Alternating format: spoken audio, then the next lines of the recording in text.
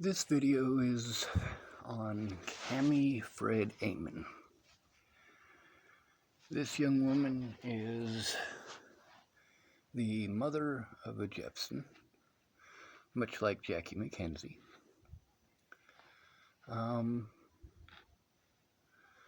But Jackie McKenzie is a meth addict, where Camie Fred Amen is not. So we'll just call her Fred because that's what people here in Chapel call her.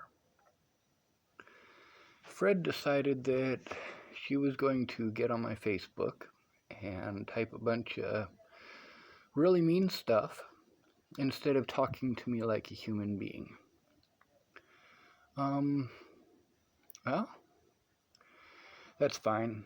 The fact is, all of the people that I recorded them for a reason, because it had to do with Natalie's case and with how I was treated.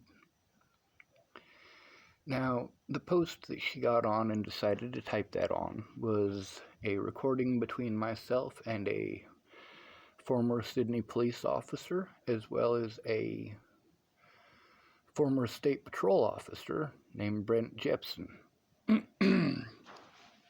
Now, there's a reason that I recorded him. When everything was going on and I needed to speak with a police officer, I went to him for advice to try to get an officer to actually take my report. And that's why he was recorded. Much like most of the people that I recorded, they had something to do with it. In some way, all of the people that I recorded were involved in the case with Natalie and the situation that I was in. People that I had gone to for help, while the police in Colorado wanted to pretend that I wasn't trying to get help. I was. The actions of the police and the Bollinger family prevented me from getting the help that I needed. Now, Camie, the reason that I bring her up, I'm on a Facebook ban, and from what I know from listening to Jamie Curtis and Lori Dale, as well as a few others, if I talk about somebody or record a video about them, someone's going to tell them, which, believe it or not, is actually a good thing. I didn't record anybody with the expectation of them never ever learning about it. Everybody that I recorded because there are things that they knew that they should have come forward about. Now, sorry about that, I'm playing with a cribbage board. Gives me something to do to keep my mind busy. It also keeps my hands busy. And that's not important for this video, now is it? Of course it isn't. Camie got on there and she started typing about a vehicle and so on and so forth, like her getting into a situation that has absolutely nothing to do with her is magically okay because she slanders my name on Facebook instead of talking to me like a human being. And that there is one of the things that gets people, well, gets me talking about them. If you're going to treat me like shit without knowing the situation, finding out the situation, or making any effort to find out the situation, I'm going to talk about you. If you're going to judge me without knowing the situation, then there's major issues. Just like Lori Dale decided to judge me about situations. Well, Lori has to ride on her reputation. Lori is a very, very kind person. She has always been good to me. But she automatically took family's side. That's something that I don't get. When Natalie disappeared, my family didn't give two shits. That's because my family are monsters. Much like Ted Bollinger. Much like Rose M. Kelly. Lori is not a monster. And neither is Fred. Now, Fred got on tonight. Of course, I'm on a Facebook ban, so I can't speak to her. She says that she's not going to call me because even though she doesn't have anything to hide, she won't become one of my victims. Well, I don't have any victims. There are 0 victims of mine. All of the people that I recorded are people who should have come forward, who should have taken the time to do so. People who, if they actually cared, would have come forward about what they knew, but didn't. Now, Fred, instead of talking to me like a person, she wanted to come to the rescue of Brent. Well, Brent doesn't need rescued. He doesn't. Just like Lori doesn't need rescued. But Fred, after slandering me on my Facebook, saying some BS about how I still owe $300 to her and Rory, he's the person whose funeral I came here for a car, well, the fact is that car was paid off. So she outright lied and slandered my name, whereas I didn't have to slander anybody's name. The one person who I can honestly say that I slandered is Miss Peaches. I said she made 0 effort. She didn't make 0 effort to go in with me. She just made an effort only when it was obviously not going to be a happening thing. It shouldn't have taken her 6 months to go in with me to write a report about what she knew. I harass Miss Peaches quite often. I call her up and tell her what a shitty excuse for a human being she is, and I text her what a terrible excuse for a human being she is. Now, as far as Camie Fred Amen goes, she married into the Jepson family. That does not make her a good person nor a bad person.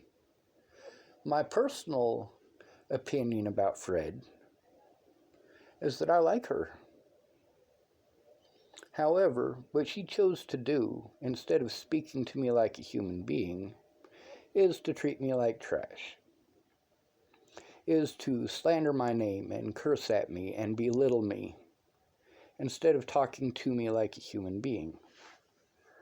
Now, Lori, when I was in Clearview last year, I called Lori and tried to speak to her, and instead of finding out what was going on or listening to what I had to say, well, that was the first time that Lori Dale ever disrespected me, and it's the first time that she ever gained my disrespect. See, I respect everyone. Everyone that I meet, I give respect. Respect is not earned. Disrespect is earned. Cowardice is a good way to earn my disrespect. Slandering a man's name is a good way to earn my disrespect. Now, with Jackie McKenzie, I understand why it is that she would do the things that she did.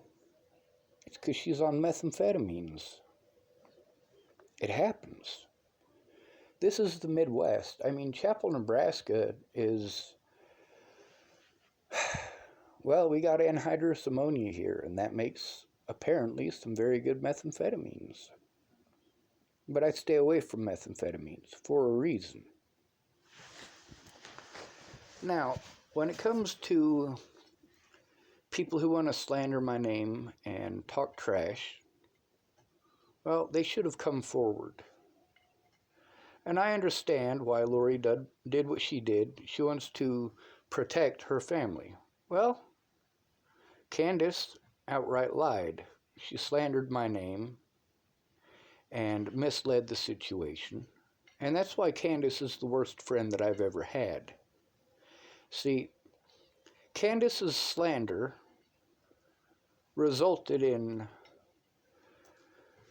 my only chance to defend myself, to show the truth, and to get to safety being thrown away. There were 2 GoFundMes that were created for me.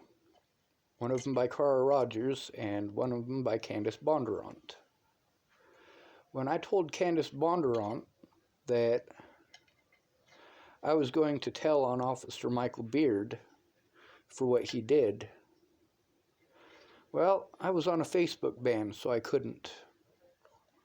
So Candace took screenshots of half of the conversations that we had. The second half, the half where I was angry over the fucked up things that she did. And she sent those to Cara Rogers, aka Cara Mia. And then she also gave Cara Rogers the other GoFundMe. Cara Rogers posted those up, which of course created a bad public opinion of me.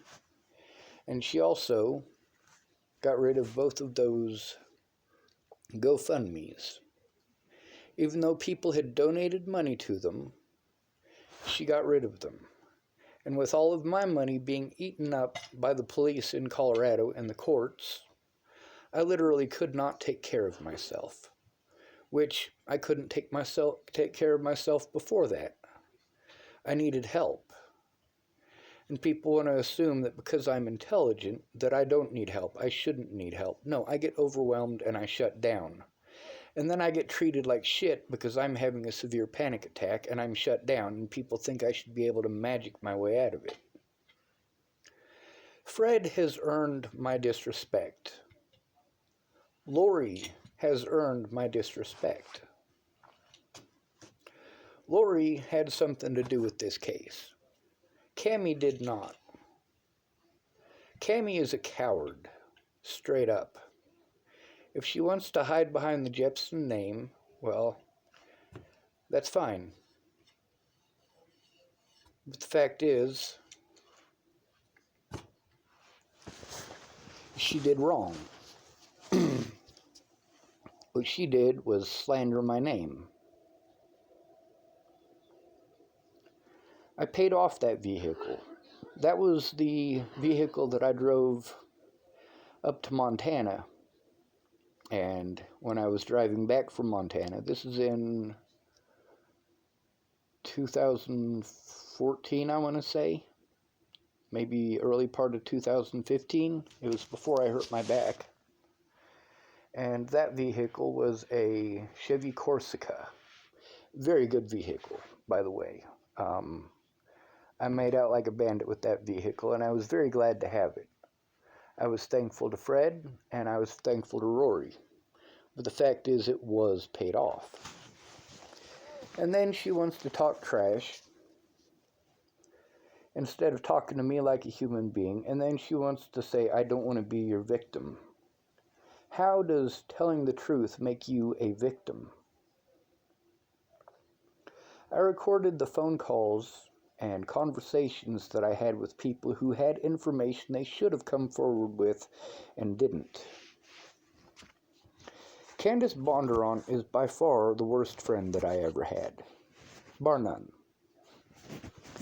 Now, as far as the whole situation with this goes, it's not over recording Brent. See, the reason that they even found out that I recorded Brent is because of Jackie. And Jackie let them know because of the situation with Jamie. And Jackie and Jamie, well, they're both bisexual, and they have both had an ongoing relationship with each other. they're also very twisted and manipulative people. Now, as far as Jackie goes, Jackie didn't get all twisted and manipulative with me, but she should have come forward a long time ago. Now, the reason when Jamie said that James Payton raped Jackie, the reason that I didn't have to go to Jackie is because after Natalie was killed, Jamie came forward about that. She was very pissed off.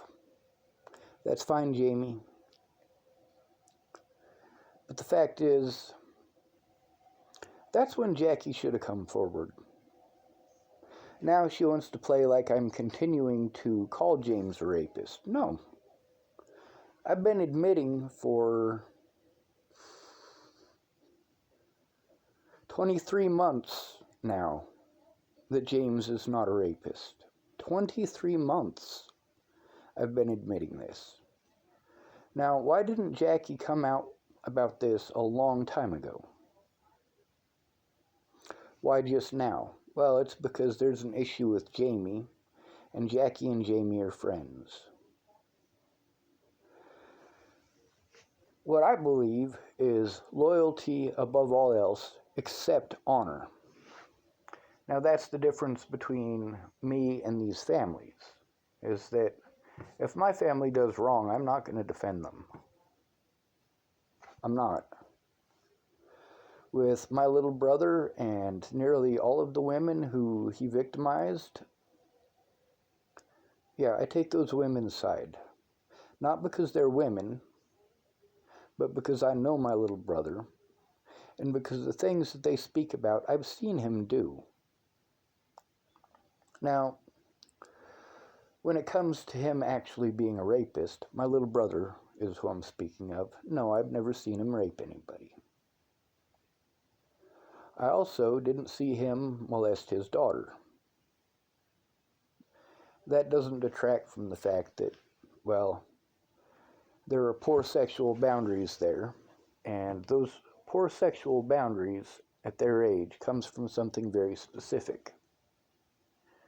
It comes from being molested. For me, I don't trust anyone for good reason. Much like many of these other people who wanted to play victim, Fred wants to jump on the bandwagon over a vehicle that was paid off. By the way, when I tell you guys that story about Brandon Ratner and Veronica Randall coming up and rescuing me at the Maverick truck stop there in Buffalo, Wyoming, that was the car that broke down. It cost me a lot of money for it to break down. I had to sell that vehicle and all the tools in it, most of the tools in it, because I literally could not afford to have Brandon and Veronica drive all the way up there and pick me up. I got $140 for that vehicle, and it cost them about $140 in gas to come up and get me. But that vehicle was paid off. Also, Fred had that vehicle insured, not me. It was insured in her name. So I sent her the money for insurance every single month. Now, my very last insurance payment, Camie got a hold of me, or Fred got a hold of me, to tell me that the last insurance payment hadn't showed up. And she was mad at me for not paying it. Well, I had sent the money, and it was sitting in the mail for like a month and a half. And she finally got a hold of me to tell me that the money was there. And by this time, I mean, the vehicle's already blown up on the side of the road over the Little Bighorn River. So, well, I told her to just keep the money. So she actually got paid $50 in addition to the original asking price of $200. Now, in addition to that, I actually paid that vehicle off up front. I gave Rory all $200 of it up front. And what did Rory do? Well, Rory's a Jepson. They're good people. Rory spent all $200 of that money on making sure that the vehicle had new brakes and making sure that it was all topped up on fluids and making sure that it was in the best shape that he could for $200. Now, Fred, instead of talking to me like a human being or trying to find out the situation, now mind you, she knew that that situation with Natalie had happened, but she never once bothered to try to make any contact with me whatsoever. I'm going to not go out on a limb here. I'm just going to straight up call Camie Fred Amen a coward. If she has nothing to hide, she shouldn't have any problems with being recorded. The other thing is, she doesn't have anything to do with the situation with Natalie. Brent did. Also, there's another Jepson, and his name is Jace. Now, he was involved, at least in part with it. He's one of the people that I went to for help. He's somebody who actually took some time to look at a little bit of the evidence, but there's a lot. Now, I recorded Jace, just like I had recorded Brent. I recorded both of them without their permission, because that's the way to get them to be honest. If you let them know that they're being recorded, they are less likely to be honest. That goes with most people. But I got a hold of Jace, and I sent him a copy of the video so that he could look at it for himself. And I told him that, well, I asked his permission, and he said it was all right. So Brent Jepson's video is still up there. The situation that we were speaking about with the Chapel Police Department is something that he should have made a report about. And it's something that, had I not had 10,000 other things going on, I probably would have been able to stay in Chapel and work together with the people who were aware of the situation, at least in some small part, and get something done. Now, there's also the thing where, instead of finding out what was going on in a particular situation, people just accused me of talking shit. Well, Lori decided that she was going to accuse me of talking shit on Laura Nelson because Laura Nelson is such a sweet lady, and she really is. However, Laura Nelson knew a lot of details that she should have come forward about, and she just never did, including the situation with Candace, which is Lori Dale's daughter, Candace Bondurant. Now, is this starting to confuse y'all yet? I don't fucking care. The fact is, when it came to me needing help, all of these people who looked away assumed the worst in me. Many people who I had never done wrong, judging me for situations that they weren't there for. When it comes to Lori Dale, she fucked me over way back when I was in Clearview. I called her up to let her know what was going on, and instead of listening to what I had to say, she told me I should do this and I should do that, and I'm like, Lori, you don't know the situation. You should find out the situation before judging. But that's not the America that we live in. The America that we live in is when a woman fucks a man over, it's a man's fault. When a woman does something to intentionally fuck a man over, it's the man's fault. When a man speaks out about it, then a woman goes and gets all of her lady friends and all of their guy friends, and they all gang up on him. Now, it's even worse when it's a family matter. It's a tough situation. Now, I did have one Jepson who decided that he was going to be a dick to me. Now, he wasn't born a Jepson, he was adopted. But rather than argue with him on Facebook, I chose to simply block him and his girlfriend. There's a reason for this. It's because that puts a blemish on the name of good people. Good people who are going to be angry with me because I spoke out. I spoke out about extended family. Now, these are all people that people that I trusted more than most. That doesn't mean that I trusted them, it just means I trusted them more than most. I trusted Camie, aka Fred, more than I trusted most people. I didn't trust Jackie more than most people.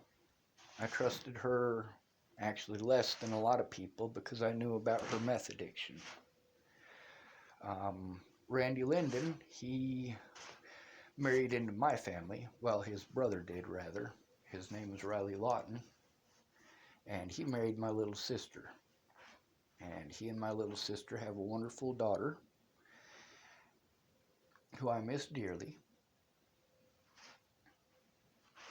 But Randy informed me last year about him and Jackie and their meth issue, and that's something that I'd known about for over a decade. When I first started hanging out over at Jamie's after her mother died, she was into meth. Jamie was. And Drake Chambers, and Jackie McKenzie, and quite a few other people. One thing that I can tell you, beyond any shadow of a doubt, is that I have never seen Fred do anything except drink alcohol. I've never smoked weed with her. I've never seen her use meth. Haven't seen her use any drugs. And I'm not going to go running around lying about people, because that's just rude and inconsiderate and destroys people's reputations. Now, when it comes to situations like what happened with Jamie, well, I'm talking about the situation many years ago. When you encounter situations like what happened to Jamie, sorry, I gotta sneeze, there was a child involved, her son. And she had let me know that she was afraid for her and the boy. This is right before Natalie was killed. This is the reason that I freaked out and exposed James. Jamie had let me know that she was afraid of James because she lived in the same town as him. And it was a messed up situation, and there was nothing that I could do about it at that particular point in time. And she was supposed to call me once a week to make sure that, or to tell me that they were okay. Now, I had gotten a hold of a couple other people that we both knew in common, who I knew that Jamie stayed in contact with, and when I got a hold of them, they let me know that Jamie had not been in contact with them either. And I freaked out. I wanted to make sure that if anything had happened to Jamie, that James got busted.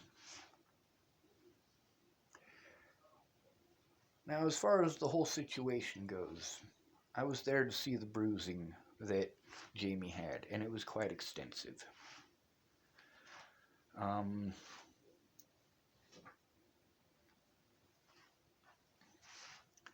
I was not there to see James rape anybody. Now, when I needed a friend the most, that's when these people decided they were going to stab me in the back and treat me like shit over panic attacks, over shutting down. Really, I'm not lazy. I'm shut down. Now, that's a situation that's tough to explain to people who have always had family support, who have always been able to lean on family when they needed help. I never had that. Until over a year after Natalie was dead, my dad hadn't done shit for me.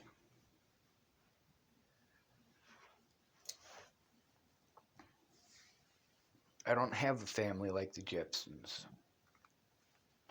The Jepsons have done more for me than any family ever in my lifetime. They put me to work when, well, even when I didn't have an ID.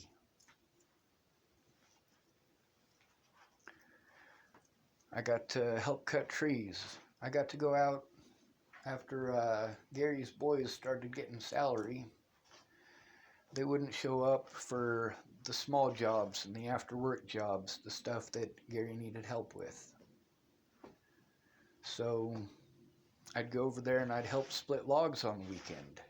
And I'd get calls at 2 o'clock, 3 o'clock, 4 o'clock in the morning, Gary calling me up, telling me somebody's sewer busted and it's an emergency. And I'd come help carry that heavy-ass sewer machine up and downstairs to get to the cleanouts in people's basements.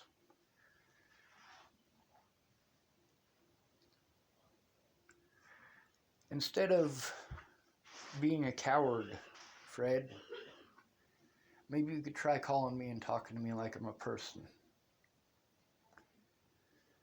I'm on a Facebook ban, so I can't reply to you. However, if you don't want it to be recorded, I'll tell you what, next time you're in town, you call me up. We will meet on mutual ground. I will set my phone down in front of you so that you know that it's not being recorded, because this is the only device I have to record with. And you and I can talk like adults. Something that Candace Bondurant is incapable of. Candace Bondurant, you are by far the worst friend I have ever had.